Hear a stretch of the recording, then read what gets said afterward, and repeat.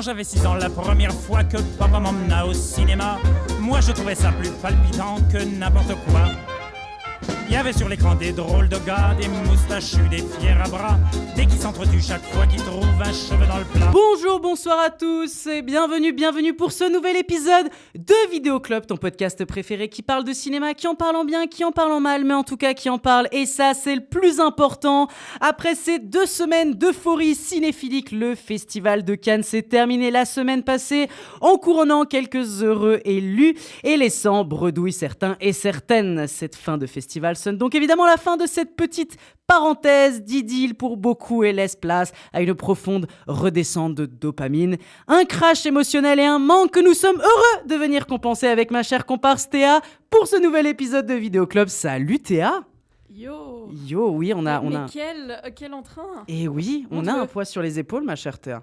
Ah bon? Et oui, une émission après Cannes avec tant de choses qui s'est passé. Comment les gens peuvent se passer de ce moment, on va dire, que tous les cinéphiles ont suivi avec beaucoup d'attention. Ouais, j'ai beaucoup aimé la panne d'électricité. Oui, un grand moment. Incroyable. Peut-être tu peux en parler pour les gens qui n'ont peut-être pas suivi cette affaire à Cannes, qui est assez rigolo, on va dire. Mais tu sais quoi, c'est parfait parce que je peux faire de la pub à un podcast qui est trop cool. Ça s'appelle Anaïs fait des films, dispo sur Spotify et autres. Et c'est un podcast spécial de genre 5 épisodes sur tout le festival de Cannes, donc genre les professionnels du métier, les journalistes, etc., avec des interviews et puis aussi des backstage un peu intéressants, quoi. Comment font les professionnels, les journalistes pour survivre. C'est littéralement survivre. Et puis on a plein d'anecdotes de gens qui se sont endormis pendant des films, des gens qui sont complètement foirés sur leur appréciation d'un film, enfin bref, hyper cool, écoutez-le.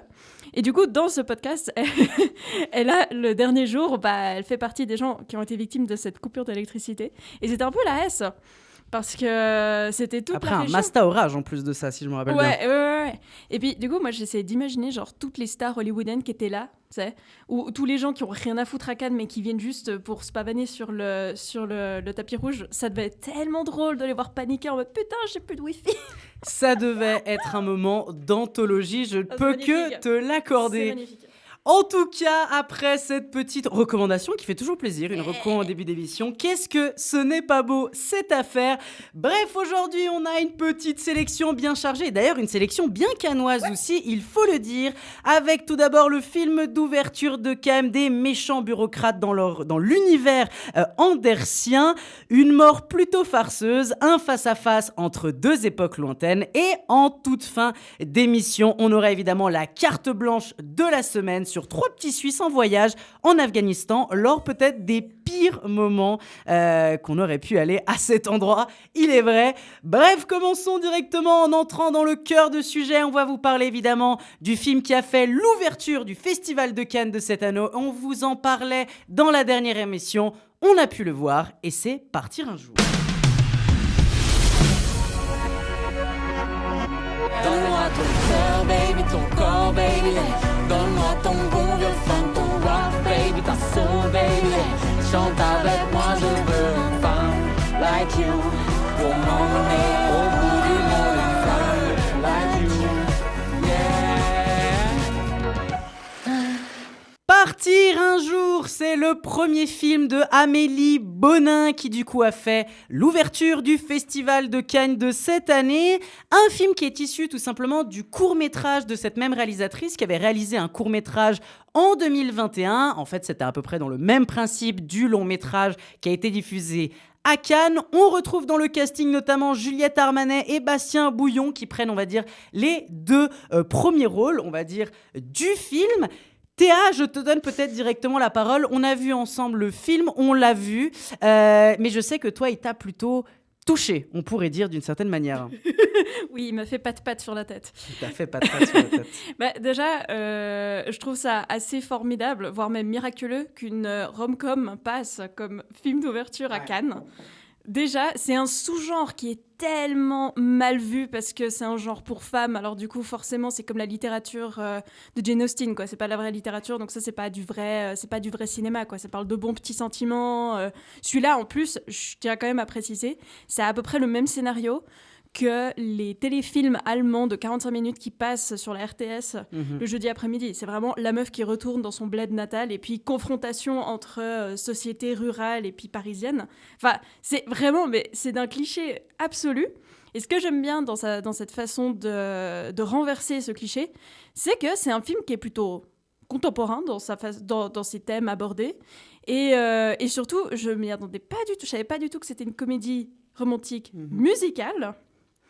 Et ça faisait aussi plaisir d'avoir des tubes populaires, quoi, qui ont bercé, je pense, les vacances et les clubs med de tout le monde de cette époque-là en France. Et du coup, ça faisait un peu... un petit retour à la réalité, genre... On n'a pas un blockbuster, on n'a pas Mission Impossible, par exemple, qui fait l'ouverture. Et je trouve que ça fait plaisir. Et je sais pas si tu as remarqué ça aussi, parce que il faut quand même que je fasse un peu de contexte avant d'en venir au film, mais ces derniers temps, j'ai pas mal vu passer de films qui faisaient genre 1h40, 1h30, et justement des petits films comme ça qui parlent de la vie banale de tous les jours. Alors, ils sont pas tous incroyables, hein, c'est pas parce qu'un film fait moins de 3 heures qu'il doit forcément être incroyable et puis délivrer le secret de la vie, mais ça fait plaisir de voir qu'on peut remplir plus les grilles horaires de films plutôt que d'en avoir 3 ou 4 qui monopolisent totalement tout le temps de visionnage. Donc, franchement, pour ça, je trouve que c'est une période assez rigolote ces derniers mois où on peut trouver des petites pépites comme ça. Et puis justement, Partir un jour, pour moi, c'était une petite pépite parce que les personnages sont hyper attendrissants. Bon, sauf 2-3, parce que j'ai quand même... ma review du film, c'est quand même... J'espère qu'un jour, les mâles alpha-paternalistes pourront partir un jour. Mais globalement, c'est un film qui est assez généreux dans ses personnages, dans son humour. J'étais presque déçue qu'il chante pas plus, je dois dire.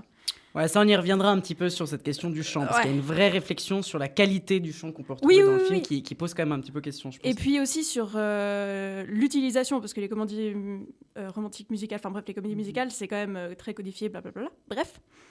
Premier rôle pour Juliette Darmanin, que je voyais pas du tout comme actrice, mais en fait, elle est très bien. Ouais, brillante, moi je trouve. Vraiment adorable. Donc toute une galerie de personnages très très plaisants. Dominique Blanc, la mère, elle est à tomber par terre, elle est beaucoup trop chou. François Rollin, mais quel trésor national. Le meilleur d'entre nous, évidemment. Ah putain, mais même lui, en vieux papa grincheux, j'arrive presque à le pardonner tellement c'est François Rollin. Donc, puis j'ai trouvé que c'était une façon assez rafraîchissante aussi de parler de thèmes féministes dès le début. Ça rentre direct dans le vif du sujet. Et c'est la première scène du film, hein, c'est vraiment le premier plan qu'on voit, quoi. Et du coup, j'ai trouvé que c'était bien parce qu'on n'en faisait pas un drame. Et les seuls moments où on parle justement du conflit qu'il y a à voir avec la maternité, on va dire ça comme ça. Et j'ai trouvé que c'était rafraîchissant, quoi. C'était pas un drame français où je sais pas ce qui se passe, c'est plutôt genre, écoutez, voilà, ça c'est la réalité, deal with it, et voilà. Donc je sais pas si tu veux, vas-y. Non, mais je trouve ça hyper intéressant parce que je pense qu'on est plutôt d'accord avec ce film. En fait, pour revenir sur la question du choix du film d'ouverture à Cannes, je trouve vraiment le choix de ce film d'ouverture assez étonnant, voire assez audacieux, parce qu'il faut en fait se dire vraiment c'est un film qui a une pure identité française de l'Hexagone. Tu sens que c'est un film qui crie que c'est un film français, mais surtout, c'est un film qui se revendique de sa culture française, mais pas la culture intellectuelle dominante comme on pourrait voir dans le cinéma international, et donc l'image de la France qui est donnée par le cinéma au niveau international, mais elle va véritablement se ranger aux côtés des classes populaires. C'est la France vraiment des bourgs, c'est vraiment la France de la ruralité, et tout le film se construit comme étant un hommage à cette ruralité, à la France populaire, à la France des karaokés de fin de soirée, à la France des amours de jeunesse, enfin, cette espèce de truc qu'on n'a pas forcément l'habitude de voir au cinéma. Et c'est vrai qu'à la fin du film, la question que je me suis faite très vite, c'est de me dire, mais nous, en tant que... Alors, vous le savez, hein, pour ceux et celles qui écoutent depuis un bout de temps, mais nous sommes Suisses dans cette émission. Donc, évidemment, on n'est pas français à proprement parler, mais on est évidemment baigné par la culture francophone, la culture française. Et donc, pour nous, en fait, on la connaît, justement, ce regard et justement cette ruralité française, etc. Donc, nous, c'est quelque chose qui nous touche. Mais la question, c'est la presse étrangère. Comment la presse étrangère va capter ce film, étant donné que ça reste quand même un truc assez particulier, quoi. Et je crois avoir vu vaguement sur la plupart de la presse étrangère avoir pas forcément forcément bien compris le film, vu que son identité est ancrée dans quelque chose de très francophone, très français. Et c'est quand même quelque chose d'intéressant. Je pense que le choix d'avoir mis ça comme film on va dire, d'ouverture, ça reste quelque chose, je pense, d'assez intéressant. Et je te rejoins complètement sur la question des thématiques qui sont abordées, sur cette espèce de modernité des sujets. Voilà, complètement d'accord avec toi sur la question de l'avortement, qui s'en sort très très bien. Je pense que voilà, le film se caractérise, je pense, vraiment par cette idée que on veut parler à cette France populaire. Il y a un peu cette idée de rendre hommage à ces choses-là, à essayer, en fait, tout simplement d'apporter une espèce d'authenticité, on va dire, avec justement ces personnages qui sont hyper touchants. Un truc qui revient beaucoup, c'est que le film prend ce parti pris de préférer l'authenticité et l'explosion émotionnelle des personnages plutôt que leur qualité vocale, et plutôt justement on parlait par rapport au chant. Ouais, exact. Il faut le dire, dans ce film, la majorité des gens chantent mal. Je pense que tout le monde chante mal, à part Juliette Armanet évidemment, parce que c'est son métier, quoi, c'est une chanteuse. Mais à part elle, tout le monde chante comme des billes. Et en fait, le truc étant que par moments, c'est vraiment un problème. Je pense vraiment que par moments, ça me dérange vraiment profondément, parce que c'est vraiment pas des trucs agréables, quoi. C'est-à-dire, c'est mignon, c'est touchant, mais c'est vraiment pas agréable. Non. Mais par contre, ce que je remarque, c'est que ce parti pris permet quand même au moins de mettre en avant la question de l'émotionnalité des personnages et revenir à la base de ce qu'est une comédie musicale, à savoir que le moment où les personnages vont commencer à chanter, c'est parce qu'il y a un surplein, un trop-plein émotionnel qui doit passer par le chant pour s'exprimer. Et donc, même si je trouve que, et je sais pas ce que t'en penses toi aussi Théa sur cette question-là du chant, mais je pense que même si par moments c'est un peu dérangeant, je trouve que ce parti pris, notamment de choisir des chansons populaires, justement, de rester encore dans ce truc-là, on veut pas prendre les musiques bourgeoises, dominantes, etc., mais on va aller prendre du tragédie, on va aller prendre du rap français des années 2000, tu vois, un peu de la pop, Partir un jour, tu vois, des chansons qu'en fait tout le monde, qui rassemblent tout le monde. Ce parti pris-là, eh ben moi je le trouve plutôt intéressant. Par des fois il me dérange, par d'autres moments je le trouve extrêmement intéressant et vraiment original dans ce qu'il essaie de pouvoir apporter, tout simplement. Ah ouais, totalement, parce que tu arrives vraiment à te mettre à la place de ces personnages et ils sont beaucoup plus du coup que des personnages, parce que tu te dis, mais évidemment moi aussi ça m'est arrivé quand je pleurais de chanter cette chanson de Trucmuche, ou évidemment qu'à la patinoire il y a toujours des chansons ringardes qui passent, mais on s'en fout, quoi. Et d'ailleurs je pense que c'est presque dommage de pas avoir fait de séance karaoké, parce que ça s'y prête tellement. C'est pour ça que je trouve ça un peu dommage que les chansons soient pas plus longues. Genre des fois ça aurait mérité d'être genre juste un tout petit peu, un couplet en plus, quoi. Juste un couplet en plus, pas forcément toute la chanson parce qu'on s'en fout, mais c'est l'émotion que ça véhicule qui est important. Mais je trouve, pour moi, c'est vraiment un bon film karaoké, où tout le monde est censé se lever de son siège et commencer à danser et tout. Enfin, la scène dans la patinoire, là, je pense que c'est celle-là. Magnifique. Mais c'est là qui chante surtout très, très, très, très mal, quand même, on va pas se mentir. Mais le pire, c'est que ça ruine même pas tant le moment, parce que moi, j'étais à fond là-dedans. J'étais mais bien sûr. Moi, je trouve que le moment où c'est le pire, c'est quand François Rollin se met à chanter, parce que c'est vraiment Rollin, quand on connaît sa voix et on sait quel est le personnage. Waouh, ouais, c'est une tronçonneuse, quoi, qui est en train de chanter, donc c'est assez particulier, quoi, comme sensation. Mais c'est chaud aussi, parce que c'est un personnage, justement, c'est le père bourru qui reproche à sa fille de s'être éloignée de ses racines, même d'être moqué par elle par moments, parce que elle veut pas revendiquer d'où elle vient. Et du coup, je sais pas, c'est touchant de le voir chanter des chansons vraiment où tu sens qu'il est sur le fil, quoi, avec sa voix tremblotante et tout. Enfin, c'est, je pense, l'une des plus belles déclarations qu'un père pourrait faire à sa fille, compte tenu des circonstances. Donc, ouais, je sais pas, j'ai pas grand-chose de plus à dire sur ce film, mis à part que audacité, comme on l'a dit, authenticité et une folle envie de danser. Voilà.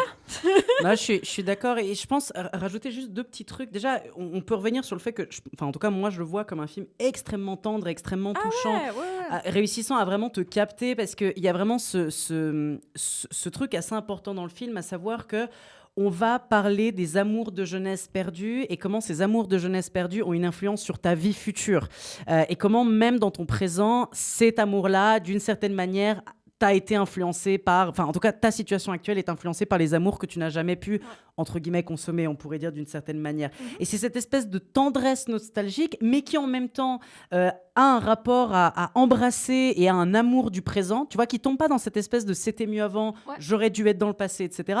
Là, il y a vraiment ce truc de la tendresse de la nostalgie, tout en embrassant l'amour du présent et cette fierté de qui on est aujourd'hui et ce qu'on est passé pour arriver qui on est. Et ça, je trouve que c'est quand même quelque chose d'assez tendre. Maintenant, moi, si je peux quand même rajouter quelques petites critiques au film, déjà, je pense que sur ce qui est de la question de la réalisation, même si c'est formellement très agréable à regarder et il y a pas mal de choix qui sont assez sympathiques sur la lumière, etc., je trouve qu'il manque vraiment des éléments de mise en scène et des éléments photographiques qui permettent vraiment de faire passer le film à un step un peu supérieur. J'ai vraiment l'impression que le film a plus un statut formel, académique, que véritablement une reprise en main d'une autrice des éléments filmiques pour vraiment apporter quelque chose en plus. Mais formellement, c'est bien, hein, vraiment, je dis pas ça. Mais je trouve qu'il manque cette espèce de petit cap visuel. Et puis, je trouve que ça porte aussi les défauts d'un premier film, à savoir que c'est un film qui veut faire quand même pas mal de choses et qui va peut-être pas forcément réussir à les pousser jusqu'au bout, même sur les questions thématiques ou autres. Mais en vrai, je pense qu'on est un peu d'accord tous les deux. C'est en tout cas, moi, je trouve que ces défauts-là sont assez minimes par rapport à ce que le film arrive à apporter. Et je trouve que, je suis complètement d'accord avec toi, pour moi, c'est un film qui m'est très sympathique, qui est vraiment agréable. Je suis content que ce film-là a été le film d'ouverture à Cannes. Je trouve qu'en termes de message, c'est plutôt intéressant. Et je trouve ça assez impressionnant de se dire qu'on a quand même une jeune réalisatrice qui, pour un premier film, arrive à déjà se jouer les codes de la comédie musicale. Et ça, je trouve qu'il y a quelque chose d'audacieux, c'est assez osé. Et je trouve que ça fait plaisir de voir quelqu'un qui se permet directement, dès le début, de dire mais en fait, moi, j'ai une légitimité à reprendre un truc directement, à l'inventer et surtout à le réinventer. Bah, franchement, je trouve ça plutôt sympathique, sans forcément être un immense film. Bah, je pense qu'il y a quand même quelque chose de l'ordre du respect à avoir à cette œuvre. Quoi. Moi aussi, si je pouvais juste apporter un tout petit bémol, c'est vraiment la résolution finale. Autant le film débute bien, j'ai trouvé, autant la fin, elle est un peu rush. Et du coup, ça apporte pas tellement de réponses. Alors, un film n'a pas forcément besoin d'apporter des réponses tout de suite. Donc, tu parlais de la nostalgie du passé, mieux vivre le présent, mais moi, j'ai vraiment un problème avec son traitement de l'avenir. On sait pas ce qui va se passer, alors que on en était resté à un moment un peu crucial dans le développement des personnages. Et vers la fin, moi, j'ai l'impression que ils sont juste... En tout cas, que le personnage principal a pas eu autant d'évolution que les autres et qu'elle reste très figée, quoi. Enfin, je sais pas comment expliquer ça. J'étais un peu déçue de la fin, que j'ai trouvée un peu précipitée et pas très généreuse, quoi, par rapport au reste, qui prend beaucoup de temps pour établir des trucs qui, en plus, ont l'air d'avoir toujours existé, genre la bande de potes, les chansons, le truc, tout ça, ça nous fait vraiment bercer dans tout un univers. Et tout d'un coup, la fin, rupture brutale avec le présent et l'avenir, et là... Je sais pas si tu as eu cette impression. Moi, c'était vraiment le seul bémol que je pouvais trouver à ce moment. Allez, c'était notre avis sur Partir un jour d'Amélie Bonin. On va rester sur la croisette, on va rester sur une sélection cannoise, car on va vous parler d'un auteur qui a beaucoup divisé dans cette émission. Et oui, est-ce qu'il va rediviser encore cette fois-ci ? Eh ben, on va voir ça avec son nouveau film The Phoenician Schema. On va vous parler du coup du dernier film de Wes Anderson. Corda Land and Sea Phoenician Infrastructure Scheme. My most important project of my lifetime. Our objective: disrupting, obstructing, impeding, crippling Corda's enterprise in any manner possible. Get the hand grenades. Today, tonight, and tomorrow, we rendezvous with every Titan and pretend we agree what we already agree.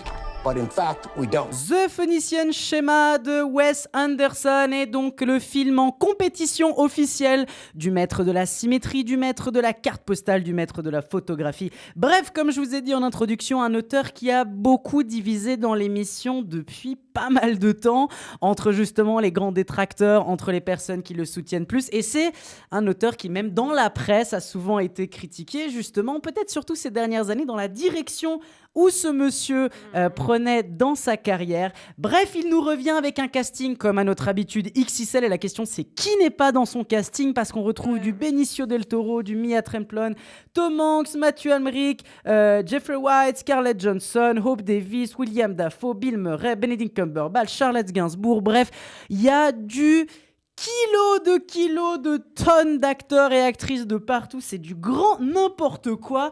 Et le film nous raconte l'histoire de lorsque des forces obscures bureaucratiques ciblent l'empire financier de Tsatsa Corda, sa fille Lies ayant choisi une vie religieuse et rappelée de force dans le monde du paternelle. Père et fille doivent collaborer malgré leurs différends pour démêler un réseau d'espionnage complexe et sauver l'entreprise familiale.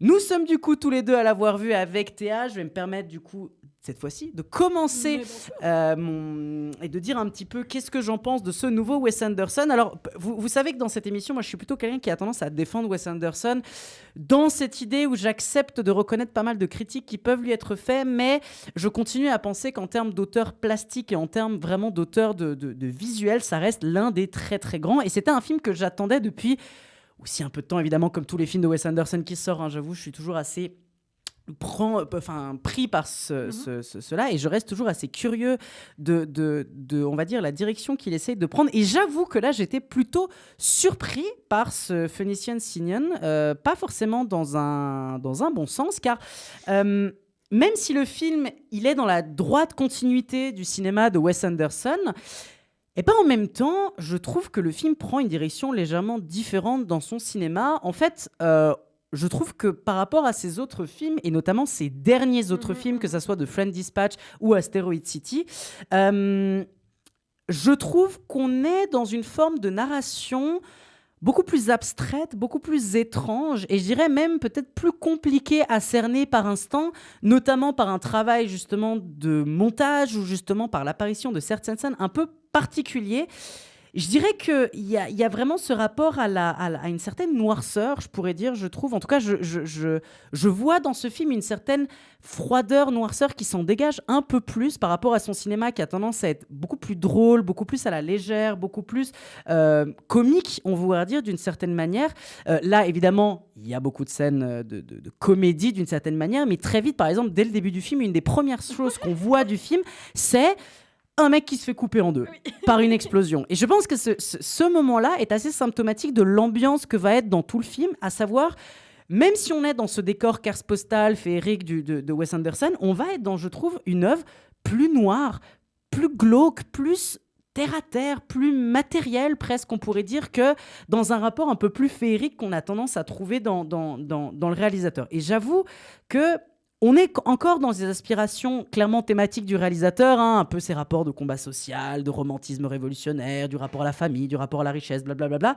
Même si je trouve que c'est très minime, hein, de ce qu'il essaye d'aborder, et je trouve que c'est presque... c'est même pas superficiel, je crois que c'est vraiment genre une espèce de toute petite pellicule qui a été parsemée par-dessus, donc pas forcément très intéressant.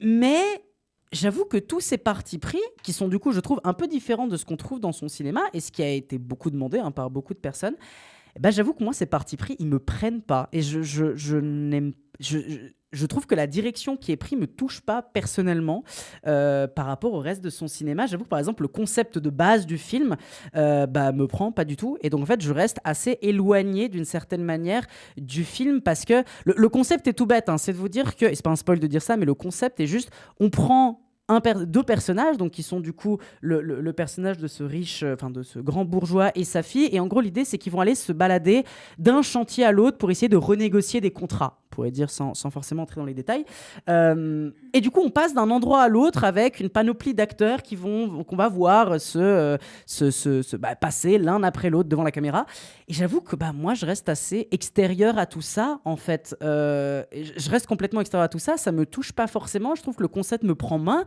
et du coup je suis pas pris dans le wagon du film, voire pire, je trouve qu'il y a un vrai problème dans l'œuvre, c'est que je trouve qu'on a cette étrange sensation, et je sais pas si tu l'as aussi eu, mais d'avoir la sensation que le film va trop vite, d'avoir cette sensation que le film a beaucoup de choses à te donner constamment, de toujours te parler de beaucoup de choses, beaucoup de concepts, beaucoup d'éléments, mais que le film va tellement vite qu'on a à peine le temps de capter les premiers éléments, que tout de suite le film passe à un autre truc très très vite, et il y a un peu cette sensation dérangeante, je trouve, et vraiment profondément dérangeante, en tant que spectateur, d'être laissé régulièrement sur le carreau, de pas comprendre ce qui se passe fondamentalement, et à trop de moments, on a cette sensation-là de courir derrière un espèce de train effréné sans jamais réussir à le rattraper.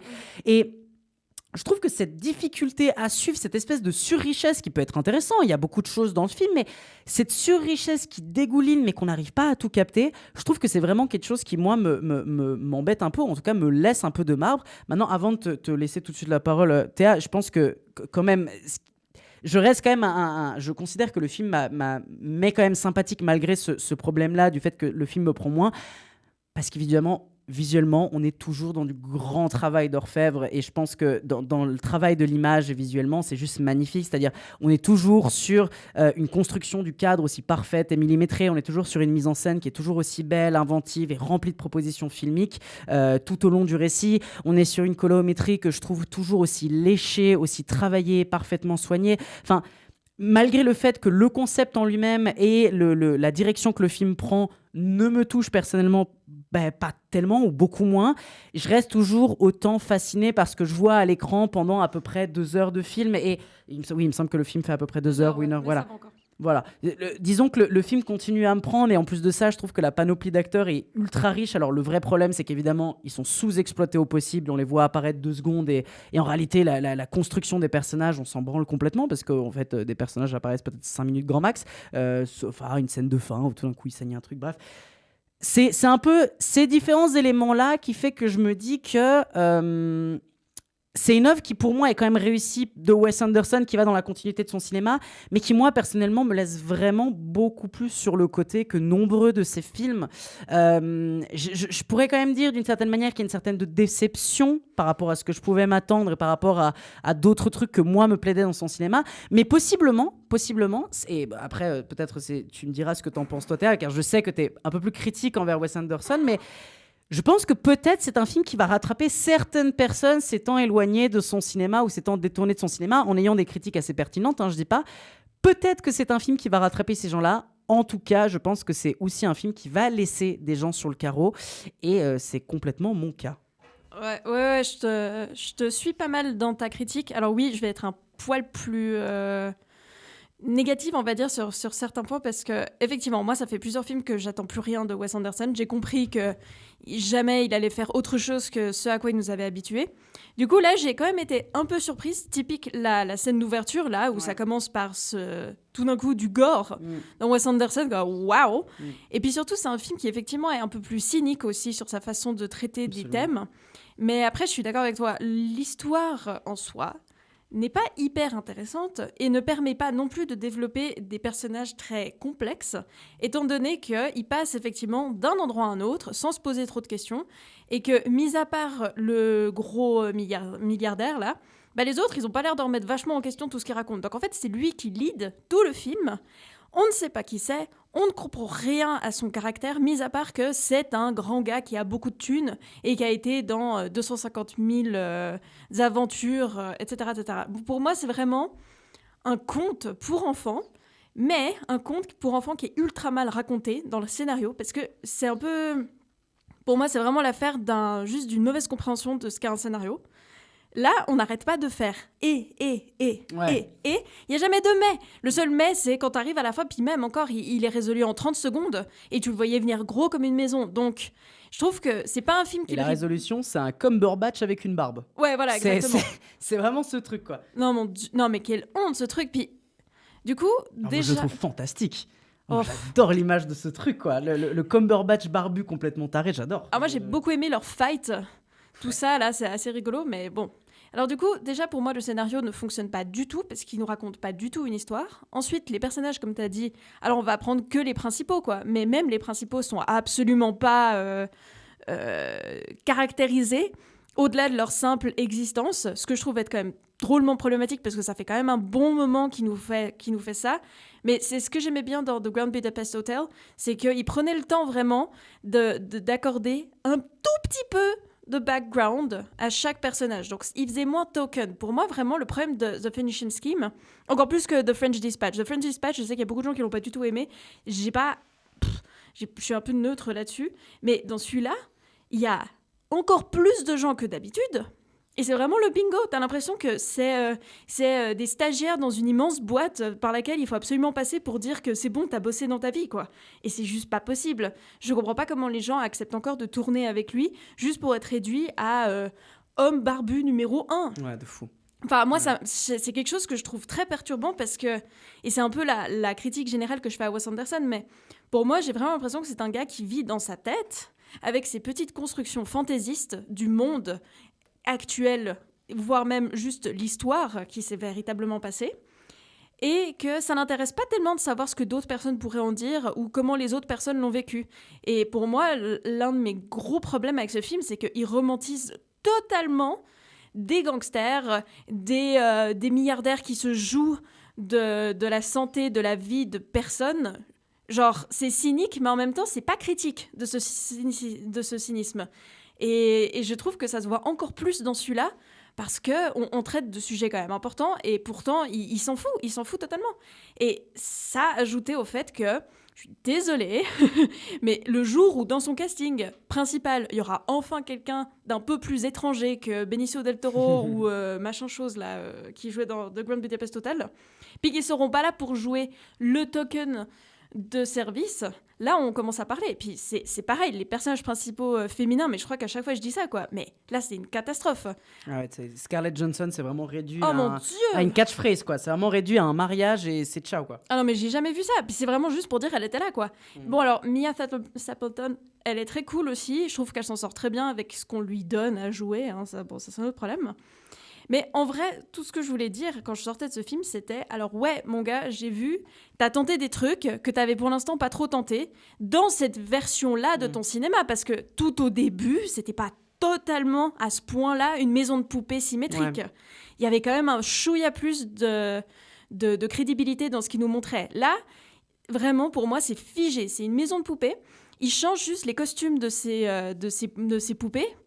Et il les fait jouer d'autres trucs. Bah, la scène d'introduction avec le générique au début montre bien cet élément-là, où justement on a ce plan top top shot, ouais. Où justement on a ce personnage qui est dans sa baignoire avec ces espèces de ménagères qui passent à remplir des trucs, et on a justement les sous-titres qui passent, et ça a vraiment cet effet de la personne par en haut qui va déplacer des petits pions, des petites poupées qui se déplacent dans un espace un peu fermé, comme une espèce d'échiquier, on pourrait dire d'une certaine manière. Aussi, ouais. Mais tout ça pour dire que j'ai l'impression que ça n'intéresse pas de donner de l'agency au personnage, bon, ni même au scénario, là, parce que c'est une catastrophe. Donc, moi, mon petit conseil pour le Wessie, pour son prochain film, fais un film muet, mon gars.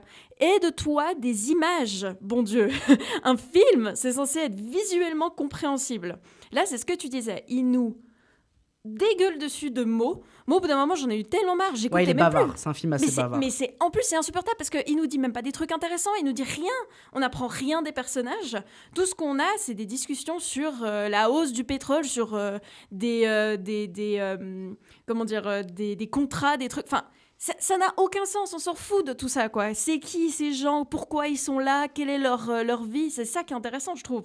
Donc, prochain film, mon gars, tu le fais muet. Comme ça, t'es obligé de faire jouer à tes personnages quelque chose d'autre que « je ne cligne pas des yeux et j'ai un ton monocorde ». Parce qu'en fait, moi, c'est ça aussi qui me dérange. C'est que, sa réalisation, du coup, risque d'en prendre un grand coup. Parce que s'il fait que ça, pour moi, c'est pas un film.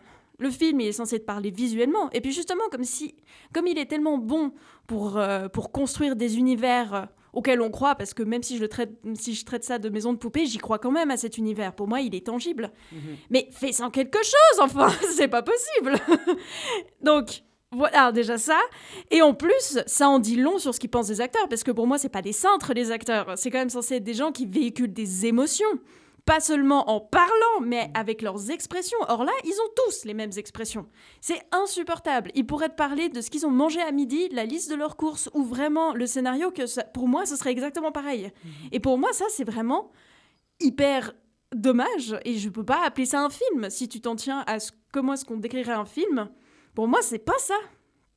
Donc, non, ce film, je suis très critique, mais bon, j'ai pas passé un si mauvais quart d'heure devant parce que, bon...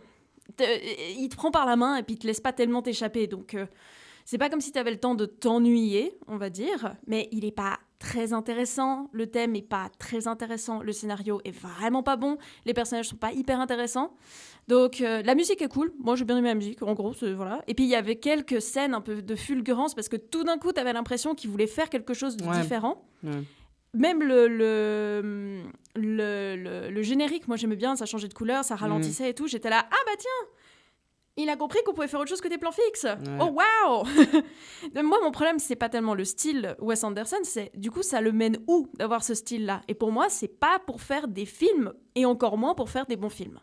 C'était donc notre avis sur le dernier film de Wes Anderson. Vous comprenez donc évidemment nous sommes mitigés, mais nous vous laissons vous faire votre avis en allant le voir évidemment dans les salles obscures. Et avant d'introduire le 3e film de notre sélection, n'oubliez pas cette phrase très importante. On peut rater sa vie, mais pas sa mort. On va vous parler de Destination Finale.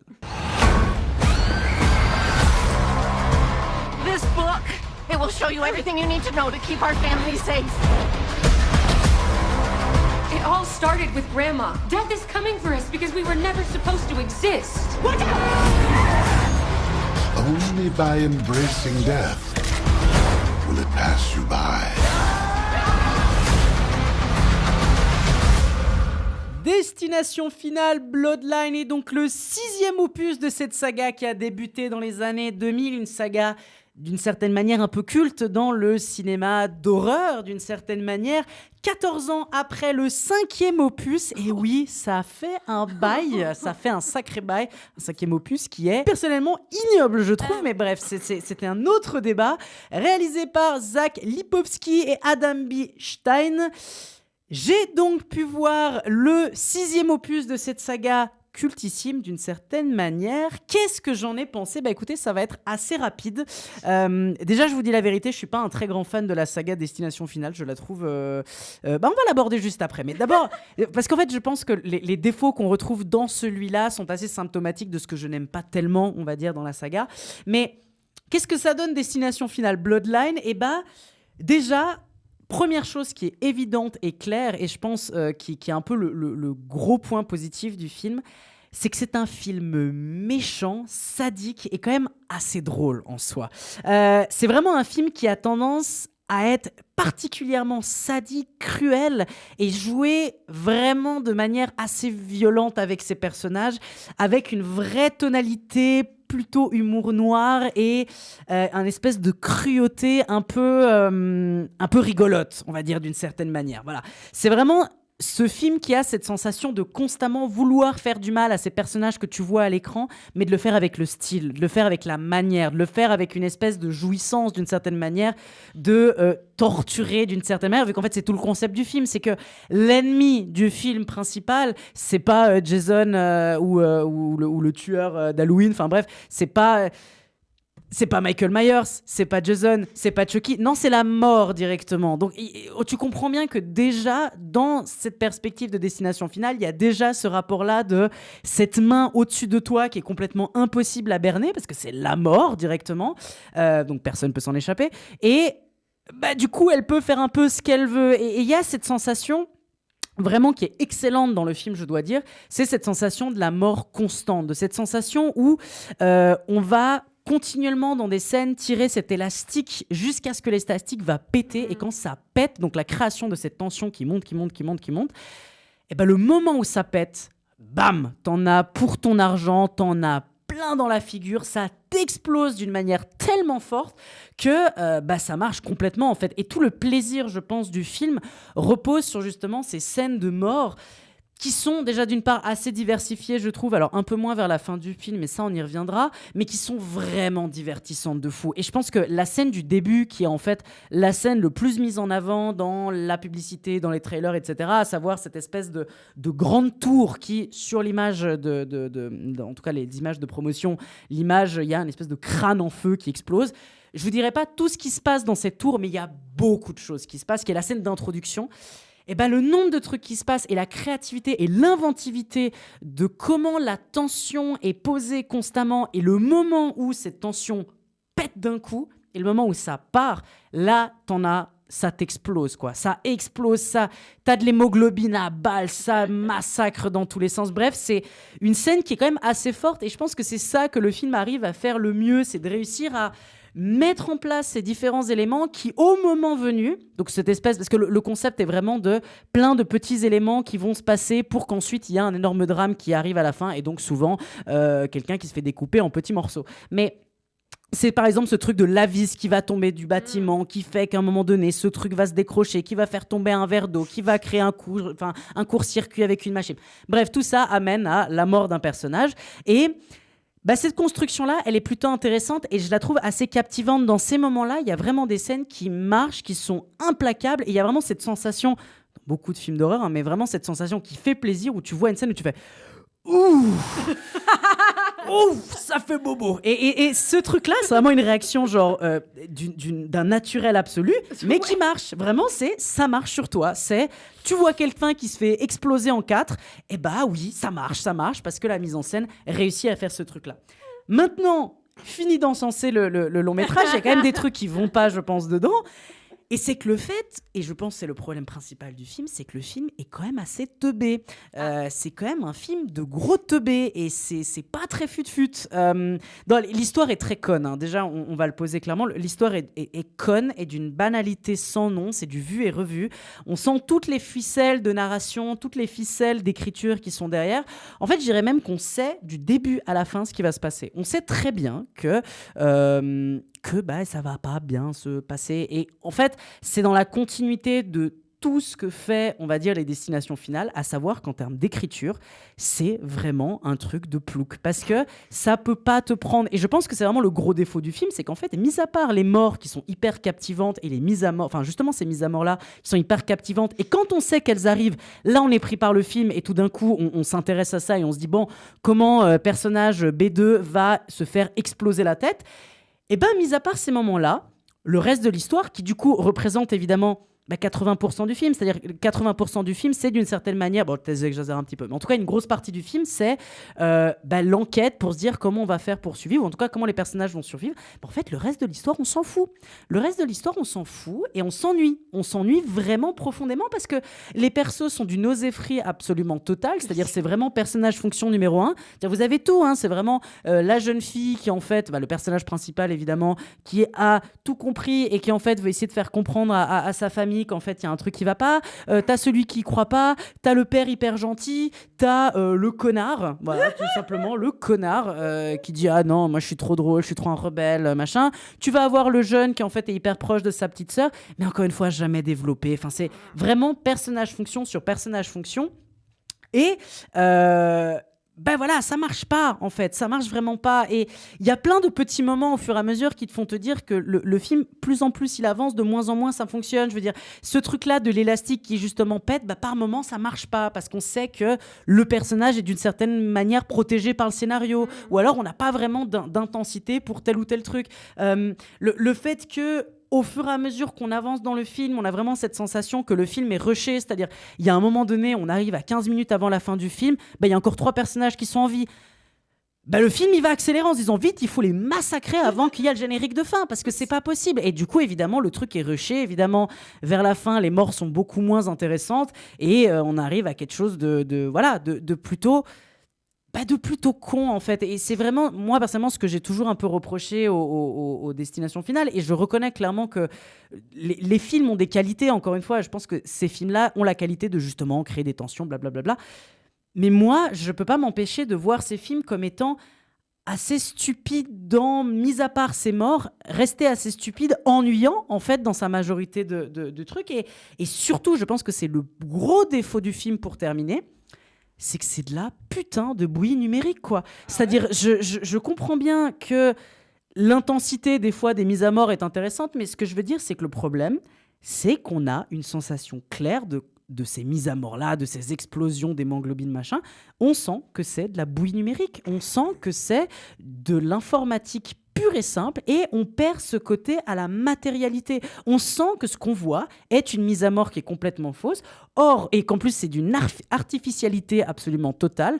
Or, ce qui est quand même plus intéressant, c'est d'avoir ce rapport-là un peu plus violent, un peu plus cru, un peu plus réel d'une certaine manière. Et il y a des moments, notamment dans la scène du début, où justement il y a un vrai travail sur les cascadeurs et les flammes qui sont sur des cascadeurs. Il me semble que j'avais lu passer d'ailleurs dans un article que le film est entré dans l'histoire parce qu'il y a une cascadeuse, je crois, de 60 ans, un truc comme ça, qui s'est mis à feu sur plusieurs mètres, et ça a été un truc assez rare qu'on pourrait trouver dans le cinéma. Là, ça marche parce qu'il y a un côté très terre-à-terre, très matériel, où on arrive à capter que ce que l'image est devant nous, il y a un côté un peu concret, il y a un côté un peu réel.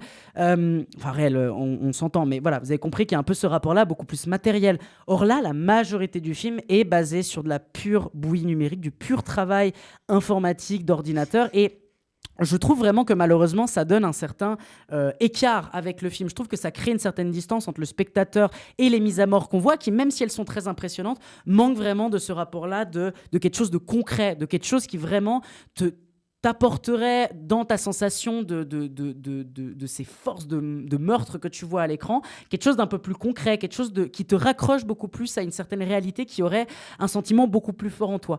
Et moi, tout le film, j'ai un peu cette sensation, pour conclure, de me dire que ce film, à part dans ces moments de mise à mort, qui sont du coup un peu jouissifs d'une certaine manière, tout le reste, je m'en fous complètement. Et c'est presque un film à la Watch Mojo, en fait. C'est-à-dire, en fait, c'est un film où tu regardes les top 10 de quelles sont les meilleures mises à mort de la saga Destination Finale. Mais mis à part ça, je trouve que le film marche pas tellement. Et alors, je passe pas forcément le pire moment de ma vie dedans. C'est pour ça que je trouve que c'est plutôt un film médiocre plutôt qu'un mauvais film. Mais voilà, je reste vraiment complètement éloigné, on va dire, du cœur même du film, malgré des mises à mort que je trouve encore hyper intéressantes et qui, moi, me donnent un certain effet dessus. Et je sais que je dis ça en sachant que le film a plutôt été bien apprécié par toute une partie des fans et plutôt bien apprécié par toute une partie du public. Moi, j'avoue que, à part quelques éléments, le film, pour moi, est vraiment pas du tout ce que j'aimerais défendre dans le cinéma d'horreur et me touche beaucoup moins, peut-être parce que j'ai pas un véritable impact avec cette saga. Mais pour moi, voilà, je trouve que le film est plutôt bateau, plutôt du vu et du revu, et quelque chose qui est du réchauffé total de ce qu'on peut voir dans du cinéma d'exploitation d'horreur un peu classique, même si, certes, à quelques moments, ça me chatouille les petits poils de partout lors de ces moments un peu intenses, mais mis à part ça, je considère vraiment que c'est un film plutôt médiocre, quoi. Allez, après Destination Finale, allons nous concentrer sur quelque chose de probablement beaucoup plus doux, en tout cas, je l'espère. En tout cas, on va aller se tourner encore une fois vers la France. On va se tourner vers le dernier film de Cédric Lapiche. On va vous parler L'Avenue de l'Avenir.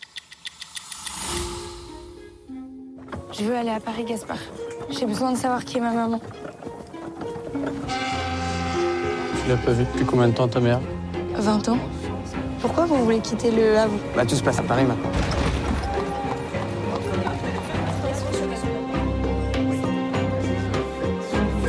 C'est pas trop cliché, genre vieux Paris ici. Écoute, Paris, c'est Paris. Hein. C'est vieux, c'est cliché, mais... Je me regarde pas comme ça. Je suis obligé de te regarder si je te dessine. L'Avenue de l'Avenir, aussi un film, comme Théa m'a susurré à l'oreille, que du coup est un film en hors compétition diffusé à Cannes de cette année. Une vraie sélection cannoise aujourd'hui qu'on vous propose dans cette émission, à part justement Destination Finale. À part Destination Finale, il y a du Cannes. Nouveau film de du coup Cédric Lapiche, un auteur qu'on avait déjà pu vous en parler plein de fois, déjà parce que c'est un très très grand auteur français, en tout cas un réalisateur assez important dans le cinéma français. Théa avait pu nous parler d'Encore, son dernier film qui était sorti il y a maintenant quelques années. Roman nous avait parlé d'ailleurs d'un des grands classiques, Un air de famille qu'il avait justement réalisé. Bref, Cédric Lapiche, un auteur français qui ne laisse pas de marbre, un auteur français important dans le cinéma de la francophonie. Et le film nous raconte l'histoire d'une trentaine de personnes issues d'une même famille qui apprennent qu'ils vont recevoir en héritage une maison abandonnée depuis des années. 4 d'entre eux, Seb, Abdel, Céline et Guy, sont chargés d'en faire l'état des lieux. Ces lointains cousins vont vivre un voyage introspectif dans leur généalogie qui va leur faire découvrir la fin du 19e siècle où la photographie s'inventait et l'impressionnisme naissait. Un parti pris filmique qui met face à face 2 époques entre 2024 et 1895 que tu as pu découvrir, Théa. Qu'est-ce que tu en as donc pensé du dernier film de Cédric Lapiche ? Avis de disparition. Attention, je répète, avis de disparition. On a perdu l'équipe de montage de film. Sauriez-vous où elle est passée ? Peut-être qu'elle s'amuse à faire un best-of des meilleures morts de Destination Finale. Qui sait ? Peut-être qu'en tout cas, c'est plus dans les cordes de ces personnes-là, parce que, désolé, mais ce film n'a aucun sens. Écoutez, j'aime ce ton résumé, parce que... Si seulement. Si seulement ce n'était que ça. Ah putain. Alors, j'aime beaucoup Cédric Lapiche, vraiment. Je trouve que c'est quelqu'un qui arrive à bien nous faire percevoir des personnalités, des personnes, pas des personnages, ni des poupées comme d'autres, hein, n'est-ce pas ? Donc, j'attendais avec impatience de découvrir ce qu'il allait nous faire dans ce récit familial en deux temps, on va dire. Et quelle ne fut pas ma déception ? Ah là là là là, ah mon Dieu, c'est pas bon comme film. Ouh là là là là là là, non, vraiment, je suis désolée de vous dire ça, mais il y a vraiment rien qui va. Sur un plan très superficiel et sur un plan plus analytique, vraiment ce film, non. Alors, déjà le concept de flashback. Non mais c'est très gentil hein, de nous mettre 2 timelines. Mais ce qui est intéressant dans les 2 timelines, en l'occurrence, c'est de pouvoir comprendre pourquoi on passe de l'une à l'autre. Et donc, rien que la façon dont c'est fait et pourquoi c'est fait. Et bien, dans ce film-là, je ne comprendrai jamais pourquoi on passe d'une époque à une autre. Au début, j'avais l'impression que c'était chronologique. Et à la fin, ça n'a plus de sens. Désolée, ça n'a aucun sens. Et moi, je suis désolée, mais je ne peux pas me rattacher à un film qui, déjà, dans sa narration, est hyper chaotique, alors que je sens qu'il avait un concept. Genre, je le sens. Et j'imagine qu'il a voulu éviter un maximum l'effet MacGuffin de « Oh, tiens, c'est le portrait de notre aïeul Ouais. Mais qui est-ce ?» Et puis après, on revient au moment où machin. Qui aurait été, alors, certes très répétitif, mais qui aurait au moins été un poil structurant. Là, je suis désolée, mais on passe d'une époque à une autre sans raison, on passe de personnages à d'autres sans raison, et surtout, je suis encore plus désolée de dire ça, mais à la fin du film, j'ai dit « Et donc, mais qu'est-ce que je viens de regarder ? C'était quoi le but ? Qu'est-ce qu'on me raconte ?» Et je suis désolée, mais j'ai toujours pas compris. J'y réfléchissais encore ce matin, je me disais « Mais c'est quoi les thématiques de ce film ?» Alors ouais, il y a la famille dans son ensemble, parce que c'est 30 cousins qui n'avaient pas du tout connaissance les uns des autres, parce qu'ils appartiennent à 3 branches différentes de la famille, blabla. Le truc, c'est que comme on n'en voit que 4, sur les 30, on s'en fout des autres. Et sur les 4, je pense qu'on doit avoir à peu près 2 lignes de caractérisation pour chacun. Un, c'est un jeune qui qui est web creator. Enfin, il a juste une copine conne qui adore se montrer sur Instagram. Globalement, hein, c'est tout ce qu'il fait. Puis, on sent que ça l'agace, cette superficialité, parce que il a une petite fibre artistique. Encore que... J'ai lu les messages, les reviews sur Letterboxd. Parce que quand c'est un film français, je veux dire, je suis désolée, mais personne n'écrit des reviews comme les Français. Hein. Vraiment, vous êtes magnifiques. Ah, c'est brillant. Y a pas Et vraiment, on a une certaine Ellie qui a dit « Seb, t'es mignon, mais ton clip, il pue du cul. » Je suis tellement d'accord. La beauté et la poésie française, n'oubliez jamais ça, les enfants. Enfin, voilà. Donc, je suis un peu circonspecte, déjà sur ce personnage-là. Donc, il y a vraiment 2 caractéristiques. Et puis, les 3 autres cousins, au début, t'as l'impression qu'ils essayent chacun de se rattacher à ce passé pour essayer de mieux se comprendre, ce qui est parfaitement cliché, mais qui aurait de nouveau au moins été un sujet. Genre, au moins une raison de nous plonger dans ce passé pour essayer de comprendre qui on est et où on va. C'est cliché, mais au moins ça fonctionne. C'est même pas ça, parce que alors certains, il y a une raison, d'autres, il n'y en a pas. Est-ce que c'est pour dire que du coup, on a beau être liés par les liens du sang, on n'est peut-être pas si proches que ça? Alors dites ça aux 2 cousins qui vont très certainement aller se draguer autour d'un café. Dites-moi ça. Genre, vraiment, ce moment-là, il était lunaire. T'es là, genre, oui, on a compris que vous étiez cousins germains ou je sais pas quoi, mais genre, mais non. Non, les gars, s'il vous plaît. Me dites pas que je viens d'assister à ça, quoi.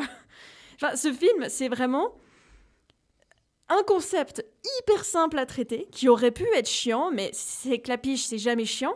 Et pourtant, c'est chiant. Et surtout, tout le début, vraiment en type juste de réalisation pure, j'ai pas du tout reconnu sa patte. Alors que c'est quelqu'un qui adore jouer avec les effets de montage. On accélère, on ralentit, voix off, machin, etc. Enfin, c'est une de ses grandes qualités de son cinéma, c'est d'avoir une patte très prononcée dans chacun de ses films. Exact. Et en fait, là, je l'ai pas beaucoup senti. Genre, je l'ai senti à un moment. Et après, j'ai eu l'impression qu'en fait, c'était quelqu'un qui reprenait le travail de Clapiche pour essayer de se l'approprier. mais qui comprenaient pas à quoi ça servait, puis du coup, ils s'en servaient une fois comme gimmick, et puis c'était fini, quoi. Donc, c'est vraiment l'anti-Wes Anderson, ce film. C'est vraiment un film, s'il avait pris un tout petit peu plus les techniques de réalisation et de narration de Klapisch, ça aurait été bien meilleur, mais il l'a pas fait, et du coup, c'est un gloubi-boulga incompréhensible de scénario. Et aussi visuellement, les flashbacks, alors il y a des plans qui sont très beaux, j'ai beaucoup aimé la colorimétrie, mais alors Paris est beaucoup trop blanche.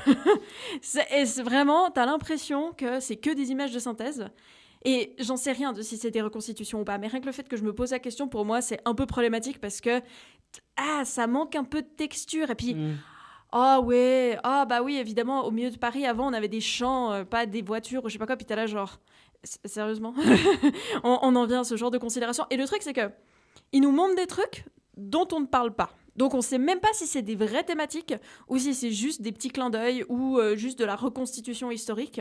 Donc, il met beaucoup d'éléments très chaotiques, qui développent pas beaucoup, et dont on comprend pas les liens. Globalement, c'est ça ma lecture du film.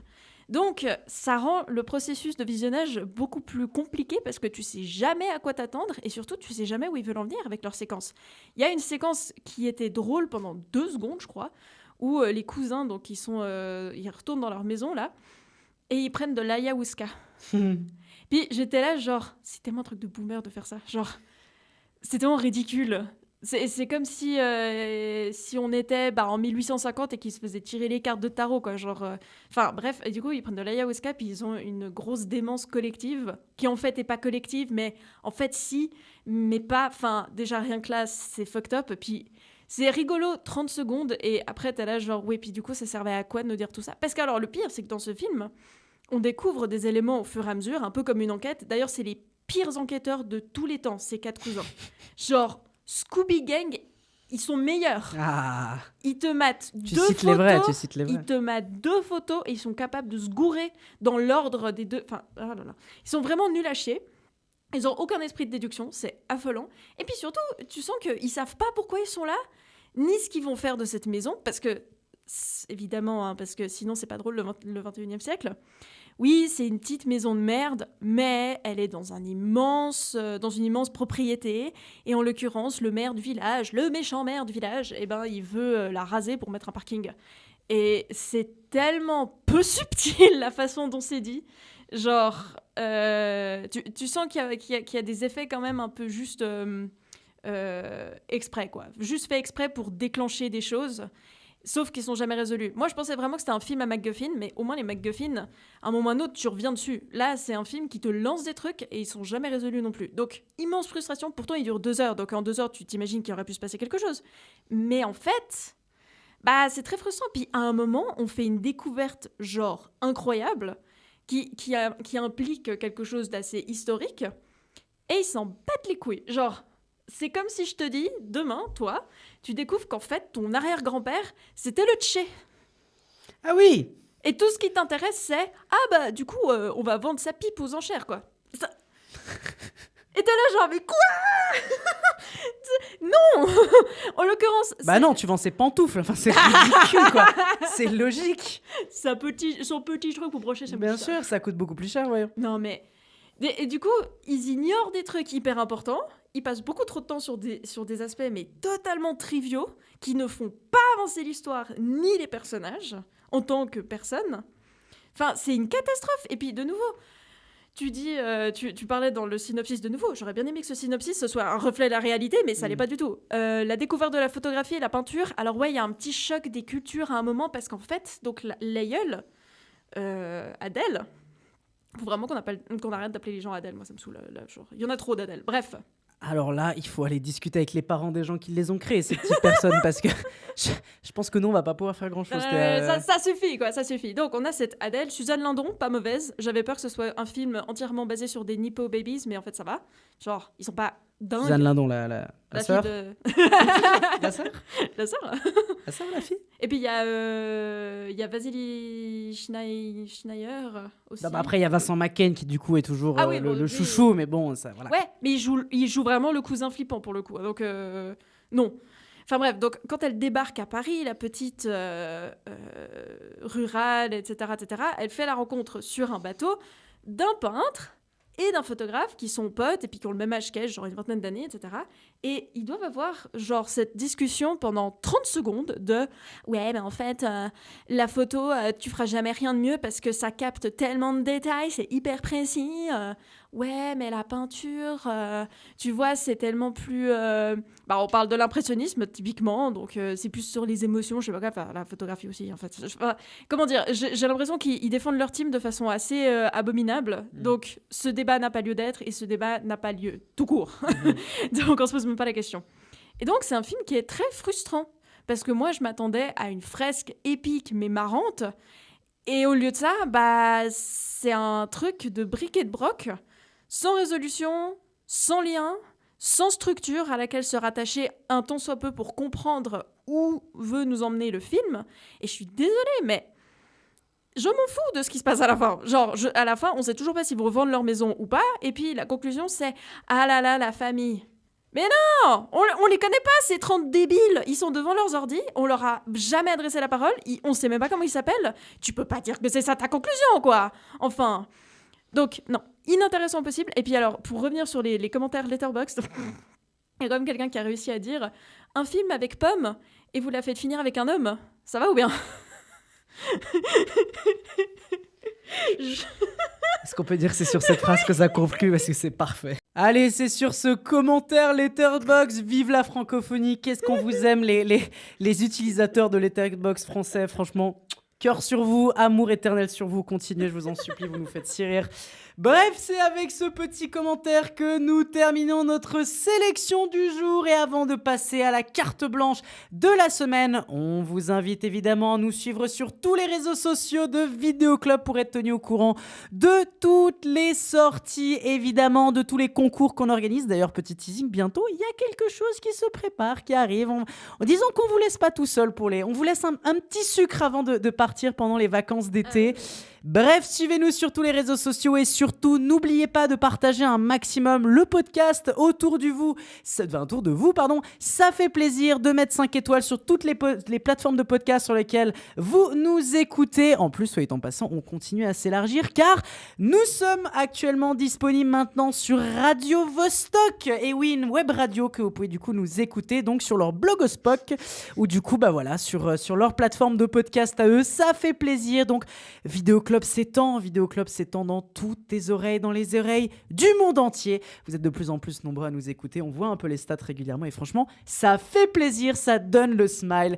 En tout cas, on arrive du coup tranquillement à la fin de cette émission, mais comment pouvons-nous comment pouvons-nous arriver à la fin de l'émission sans faire évidemment notre petite carte blanche du jour, la carte blanche, un animateur, non, évidemment, un chroniqueur ou une chroniqueuse à peu près 5 minutes pour parler d'un film connu, pas connu, une œuvre qui la marque ou en tout cas une œuvre qu'il ou elle a envie de parler. Et aujourd'hui, c'est mon tour de vous parler d'un film qui m'a marqué particulièrement ces derniers temps, un film que j'ai enfin pu rattraper. Bref, c'est ma carte blanche du jour.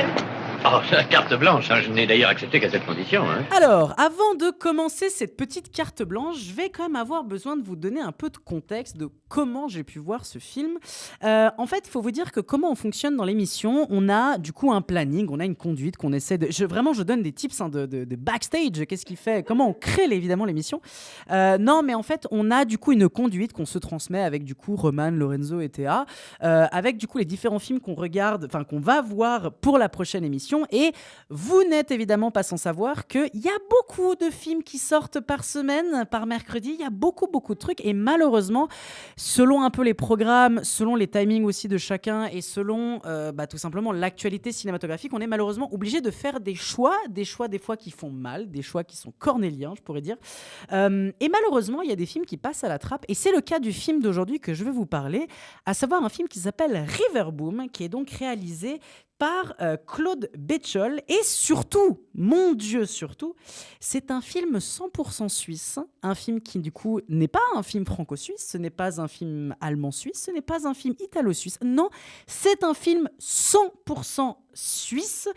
C'est un film qui en fait à sa sortie a tout de suite eu plutôt des retours assez positifs, voire des retours excellents, que ça soit au sein de la Confédération, mais aussi dans les quelques salles françaises où il a été diffusé, la critique a vraiment été très très bonne pour ce long métrage. Et en fait, ça a tout de suite été vu comme, en tout cas pour nous, critiques qui un peu observons un peu cette situation, et même, on va dire, critique et directement implantée dans la presse critique cinéphilique, et on a vu que ça a quand même créé un petit mouvement, en tout cas en Suisse, quelque chose d'assez intéressant. Et ça s'est concrétisé par notamment le fait qu'il a reçu un prix au Swiss Film Award de cette année, où on était d'ailleurs présent avec Roman et Lorenzo. Et c'est ce truc-là qui a fait que plusieurs moments, moi, ce film, je voulais me le rattraper, et je n'ai pas eu le temps, tout simplement, de le rattraper, alors que ça me tuait la gueule au plus profond de moi, de voir un film qui avait autant de talent, qui avait autant de possibilités, et vraiment tellement de trucs qui sortaient des retours que j'avais des personnes qui l'avaient vu, que vraiment ça me tuait de ne pas avoir pu voir le film. Et je l'ai enfin rattrapé, car Dieu merci, et en plus, chose assez sympathique, il est tout simplement disponible gratuitement si vous vous trouvez en Suisse, il me semble peut-être même à l'étranger, mais si vous allez voir sur Play Suisse, qui est du coup la plateforme de podcast qui est gérée par la télévision suisse romande, donc notre télévision publique, et vous pouvez avoir accès à ce film et à bien d'autres. D'ailleurs, petit tips, mais c'est d'ailleurs sur cette même plateforme que j'ai trouvé ma prochaine carte blanche que vous aurez dans une autre émission. Donc 2 films suisses dans des cartes blanches, ça va faire plaisir. Mais je l'ai enfin rattrapé, et Dieu merci, qu'est-ce que je suis heureux de l'avoir rattrapé. Et Dieu merci, évidemment, je veux absolument vous en parler au plus vite, parce que, sans exagération, je pense que c'est peut-être l'un des plus grands films suisses que j'ai pu voir de ma vie. Et je pense qu'il est très probablement dans l'un des meilleurs films, ou peut-être, à mon sens, le meilleur film suisse qui m'a été donné de voir. Et en fait, ce qui est assez simple pour le décrire, ce long métrage, c'est que, donc pour décrire du coup Riverboom, c'est l'histoire d'un petit Suisse qui a vécu le voyage le plus important de sa vie, qui, 20 ans après avoir justement vécu ce voyage, a eu une idée d'une immense inventivité, et qui l'a superbement mise en image par un montage qui est tout simplement brillant, et qui, tout simplement, fait concrétiser un projet filmique tout simplement génial. Déjà, pour donner un petit contexte du film, en fait, donc le film est à la limite entre un documentaire, mais aussi un récit de vie, un voyage initiatique, une comédie. Bref, c'est un film qui se mélange qui mélange pas mal d'éléments. En fait, le principe du film, c'est que on va retrouver justement le réalisateur du film, donc Claude, qui va rejoindre justement son ami Serge Michel, qui du coup est un journaliste du Figaro. Ils vont aller, par un concours de circonstances, en tout cas, il va rejoindre Serge Michel, journaliste au Figaro, en Afghanistan, juste après un truc qui n'a pas vraiment marqué l'histoire occidentale, à savoir le 11 septembre 2001, période, en tout cas, événement historique assez important en réalité, qui a quand même créé quelque chose d'assez important au Moyen-Orient, de type une guerre, de type une invasion, de type beaucoup de morts, pas forcément bonne ambiance l'Afghanistan dans cette période. Et c'est précisément à ce moment-là que Claude et Serge vont aller en Afghanistan et vont rejoindre un photographe, Paolo, qui du coup photographe italien, et donc ces 3-là vont se retrouver à faire un petit voyage en Afghanistan pour essayer d'aller voir ce qui s'y passe, essayer de découvrir, ou en tout cas essayer de voir concrètement ce que fait en tout cas quels sont les régimes, qu'est-ce qui se passe au régime au pouvoir là-bas, que font les forces étrangères là-bas, comment les talibans, quelles sont leurs places dans cet endroit-là.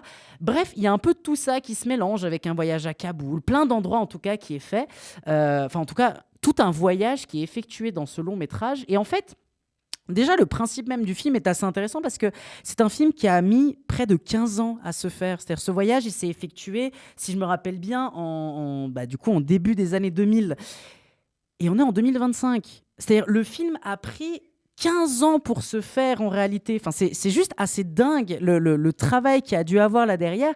Et quand on voit le long métrage au final, en fait, c'est un véritable travail d'archive. C'est un véritable travail d'archive qui va se permettre de prendre à la fois des images du coup d'archives officielles, journalistiques, etc., mais en même temps va aller prendre des images et de la photographie professionnelle, donc quelque chose qui est de l'ordre de l'artistique, qui est de l'ordre de l'émotionnel pur, mais aussi va aller prendre justement vraiment les images amateurs qui ont été effectuées justement par le réalisateur Claude, que ça soit de la photographie, mais de la photographie éclatée au sol. C'est ce qu'il appelle d'ailleurs des too late shots, donc à savoir des moments où, en fait, le moment où tu appuies sur l'appareil photo, c'est trop tard. Donc c'est souvent, et c'est ce qu'il dit lui-même, c'est une grande partie de ces photographies sont composées de culs d'animaux, de voitures coupées en deux, parce que trop tard, il a appuyé au mauvais moment sur l'interrupteur, enfin sur le bouton de son appareil photo.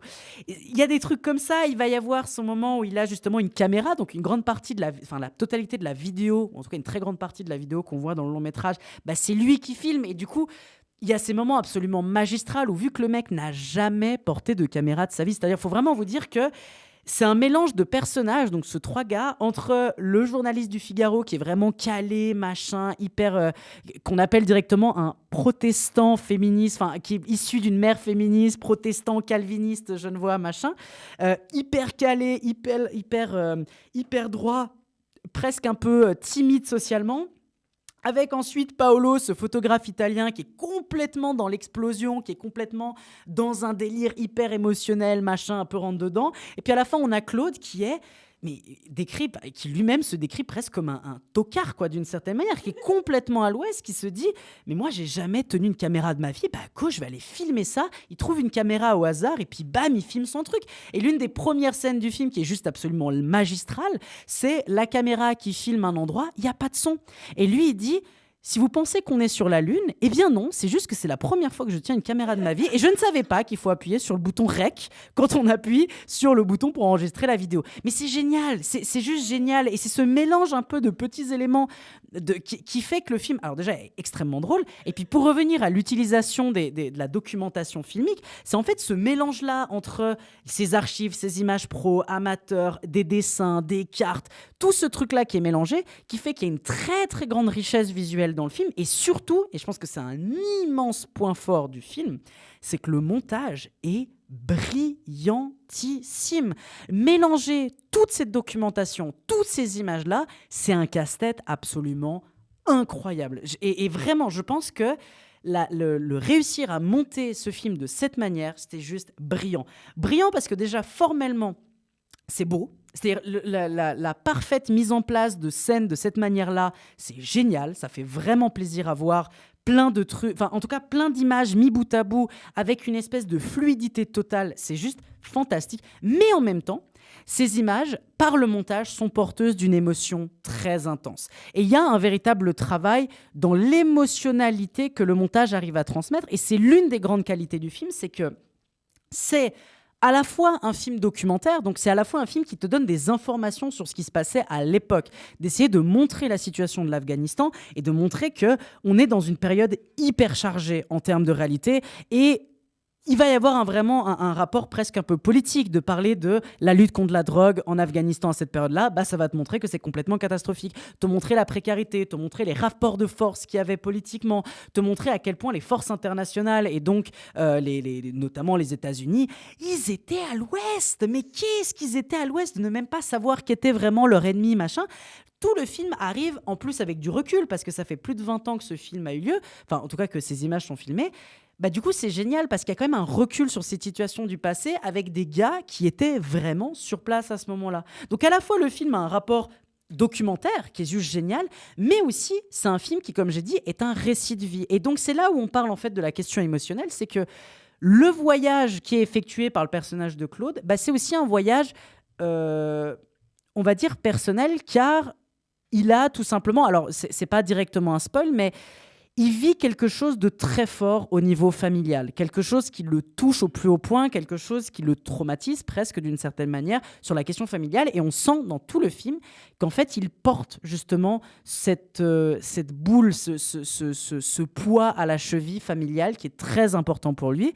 Et en fait, on va voir pendant tout le film, pendant ce voyage, tout simplement cette boule qui va tout simplement s'enlever progressivement. Et en fait, en plus d'être du coup ce documentaire, c'est aussi, d'une certaine manière, un film qui parle du deuil, qui est aussi un film qui parle de comment sortir du deuil et comment de sortir de ses démons. Et ça, c'est quelque chose que je trouve assez surprenant parce que c'est pas ce que tu t'attends à voir quand on entend parler de River Boom. On se dit, c'est 3 guignolos qui font un tour en Afghanistan et tu vas bien te marrer parce que c'est vraiment ça. C'est un film qui est extrêmement drôle et je trouve que la communication par exemple du film qui a été faite a été juste magistrale, c'est-à-dire de mettre en avant ces moments-là mais tellement drôles, tellement peut-être un peu punk, je dirais, pas mon punk c'est peut-être un peu un grand mot, mais ce côté un peu rebelle, un peu destroy qui marche plutôt bien mais qui est tellement drôle. Et en même temps, on ne s'attend pas quand on va voir ce film à ce côté hyper touchant, hyper émotionnel, presque en avoir les larmes, tellement qu'il y a quelque chose qui en fait touche au récit initiatique d'un personnage, d'un être vivant, concret, réalisateur qui te transmet sa vie et qui t'explique tout simplement son récit. Enfin, il y a quelque chose qui est tout simplement hyper touchant. Et c'est vraiment ce mélange-là, ce rapport à avoir une idée comme celle de River Boom. C'est juste brillant en fait. C'est juste brillant d'avoir eu l'idée de mélanger plein de choses ensemble et d'en arriver à un plat qui est tellement savoureux, qui est tellement prenant, qui est tellement plaisant à regarder, qui est tellement divertissant, qui te met une patate au visage absolument monumentale de joie, de plaisir, mais en même temps avec aussi un peu de mélancolie parce qu'on peut clairement se projeter dans justement ce personnage de Claude. Même pareil, on peut clairement se projeter dans justement ce personnage de Claude, de Paolo et de Serge. Parce qu'on peut même le voir comme un voyage entre potes. Enfin bref, il y a tellement de choses qui en sortent de ce film. Et ce que vraiment, moi, ce film me rend fier, c'est qu'encore une fois, dans un paysage filmique helvétique où malheureusement, souvent, j'ai été assez critique et je le suis toujours très critique envers ça parce que je trouve qu'il manque justement les vraies idées assez prenantes, des trucs en fait qui te font sortir de ce qu'on a l'habitude de voir et d'aller un peu pulser quelque chose d'un peu différent. Et ces idées-là, malheureusement, il y en a, mais en fait, on leur donne pas assez de moyens pour vraiment réussir à le faire. Et là, on est avec un auteur. Et quand je dis auteur, je pèse mes mots. Je pense qu'on est vraiment devant un grand auteur qui a une idée en se disant, en fait, je vais reprendre toutes ces images-là que j'ai fait à l'époque, que j'avais perdues, parce qu'il les avait perdues, tout simplement. C'est même pas de sa faute, mais apparemment, il a un ami qui les a perdues, bref, t'as compris. Mais c'est avoir une idée avec du matériel filmique que tu as, et surtout, de vouloir parler de ce que tu as vécu, et d'en parler avec une sincérité à l'image qui est juste magnifique, et encore une fois, de parler de toi, de ton émotionnalité, de ton vécu et surtout de souffrance autant forte et d'une émotion autant forte que tu as vécue par l'image, par la photo, par juste le fait que tu as capté à un moment donné avec ta vieille caméra toute pourrie un petit moment de vie tout simplement et de réussir à le mettre en scène avec ce montage-là, en faire cette œuvre-là, ça en fait une œuvre tellement spéciale, tellement particulière, tellement prenante et juste tellement rare à trouver que je peux vraiment que vous inviter à découvrir River Boom, qui est un petit morceau de cinéma suisse, un petit morceau de cinéma tout court qui par son originalité doit vraiment vous intéresser. Moi, je vous invite vraiment chaleureusement à le découvrir. C'est vraiment un film que j'aurais dû découvrir à l'époque. C'est vraiment un film que je regrette de ne pas avoir vu à l'époque parce que j'aurais adoré pouvoir en parler sur le moment où le film avait un peu cette fraîcheur et j'aurais adoré pouvoir participer à communiquer sur ce film parce que ce film mérite autant, en tout cas, toutes les bonnes choses qu'il a pu avoir. C'est vraiment un film que je vous invite chaleureusement à découvrir, qui est d'une franchise et d'une tendresse beaucoup trop rare dans notre cinéma. River Boom, un film réalisé par des professionnels. S'il n'y a pas de son, ce n'est pas parce que nous sommes sur la Lune, mais bien parce que j'utilise cette caméra vidéo pour la première fois de ma vie. Je ne sais donc pas encore qu'il faut appuyer sur le bouton on du micro pour que ça marche. Tu vois ce que c'est, ça? C'est des sons de chute. Non. Les sons de la bouche. J'hallucine. C'est du shit. Des tonnes de shit. Des kilomètres. Peut-être qu'on se fait une grosse parano. Qu'en fait, il n'y a eu que 2 morts en 6 mois d'accidentaux. Et que voilà, c'est pas... Je veux dire... On est sûr que si l'Italie nous arrête, on est mort. C'est pas vrai. Pas forcément vrai.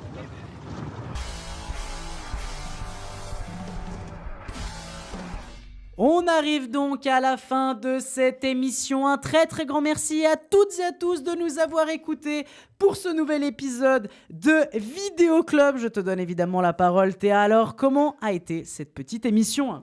Mais je suis très ravie de ta carte blanche parce qu'elle met en lumière tout ce qu'on attendait des films dont on a parlé dans cette sélection.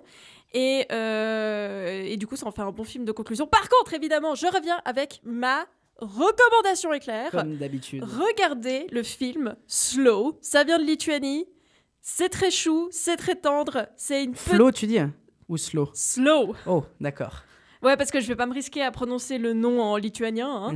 Mais c'est tendre, c'est naturel, c'est une histoire d'amour très bien faite, très contemporaine. C'est fait par une femme. Et le premier lead masculin, c'est mon nouveau crush. Donc, vraiment, allez le voir. Débrouillez-vous pour le voir, ce truc, mais c'est incroyable. Eh ben, découvrez le nouveau crush de Théa sur grand écran en allant voir, du coup, cette petite recommandation surprise. Quel plaisir, franchement. Le peuple t'en remercie, Théa. Ça fait le plaisir. En tout cas, un très, très grand merci à toutes et à tous de nous avoir écoutés pour ce 56e épisode de Vidéo Club. On se retrouve dans 2 semaines pour le prochain épisode avec du coup la team normalement au complet. On vous fait un gros bisou. D'ailleurs, Roman et Lorenzo qui malheureusement n'ont pas pu être là aujourd'hui pour cette émission. Bref, on se retrouve dans 2 semaines pour un nouvel épisode de Vidéo Club. En attendant, n'oubliez pas de voir des films et d'aller dans les salles obscures. Et surtout, n'oubliez pas, vive le cinéma. Nom d'un chien, c'est fini, tout s'allume. À mercredi prochain.